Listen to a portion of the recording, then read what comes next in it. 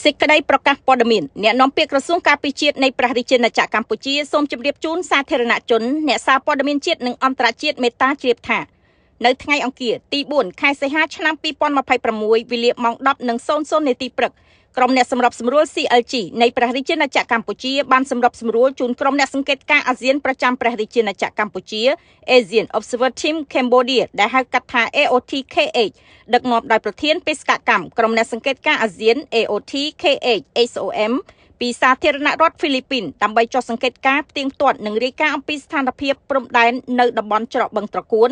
ស្ថិតនៅក្នុងឃុំគោករមៀតស្រុកថ្មពួកខេត្តបន្ទាយមានជ័យក្រោយបទឈប់បាញ់ចូលជាធរមានសូមជម្រាបជូនថារហូតមកដល់ពេលនេះប្រជាពលរដ្ឋស៊ីវិលនៅតំបន់បឹងត្រកួនចំនួន 1870 គ្រួសារស្មើនឹង 8790 នាក់ក្នុងនោះមានកុមារចំនួន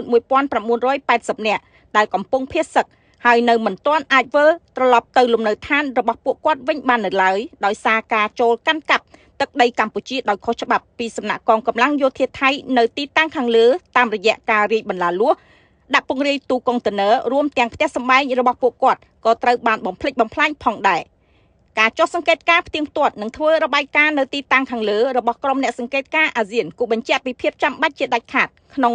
ការចាប់ផ្ដើមកិច្ចការវាស់វែងខណ្ឌសីមាដោយគណៈកម្មការចម្រុះខណ្ឌសីមាព្រំដែនគោក JBC កម្ពុជាថៃឲ្យបានឆាប់បំផុតស្របតាមកិច្ចព្រមព្រៀងដែលមានស្រាប់ដោយមានចែងនៅក្នុងចំណុចទី4នៃសេចក្តីប្រកាសរួមនៃកិច្ចប្រជុំពិសេសលើកទី3នៃគណៈកម្មាធិការព្រំដែនទូទៅកម្ពុជាថៃ GBC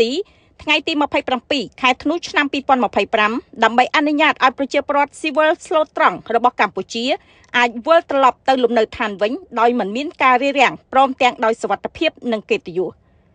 កម្ពុជានៅតែប្រកាន់ជំហរយ៉ាងម៉ឺងម៉ាត់ក្នុងការការពារខ្សែព្រំដែនអន្តរជាតិកម្ពុជាថៃដែលបន្សល់ទុកដោយគណៈកម្មការព្រំដែនឥណ្ឌូចិនសៀមដោយគោរពគោលការណ៍ច្បាប់អន្តរជាតិគោលការណ៍ខ្សែព្រំដែនមិនកែប្រែ UT Possibility Juris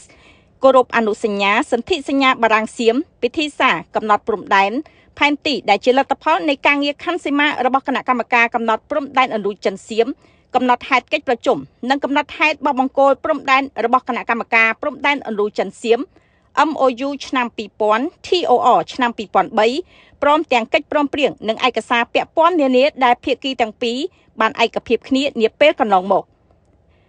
ក្នុងន័យនេះកម្ពុជាមិនទទួលស្គាល់ជាដាច់ខាតនៅការកែប្រែខ្សែព្រំដែនណាមួយដែលកើតចេញពីការប្រើប្រាស់កម្លាំងនិងការកាន់កាប់ភ្ជាប់ទឹកដីដោយខុសច្បាប់តាមរយៈការបង្កើតអង្គហេតុសម្រេចលើទីតាំងជាក់ស្ដែង Fait accompli នោះឡើយនឹងបន្តធ្វើការតវ៉ាជាផ្លូវការទៅកាន់ភាគីថៃនៅរាល់សកម្មភាពជាឯកតោភាគី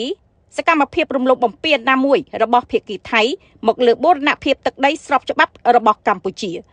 អាស្រ័យដូចបានជម្រាបជូនខាងលើសូមសាធារណជនអ្នកសារព័ត៌មានជាតិនិងអន្តរជាតិជ្រាបជាព័ត៌មានថ្ងៃអង្គារ6រោចខែទុតិយស័កឆ្នាំមមីអត្តស័កពុទ្ធសករាជ2570ត្រូវនឹងថ្ងៃទី4ខែសីហាឆ្នាំ2026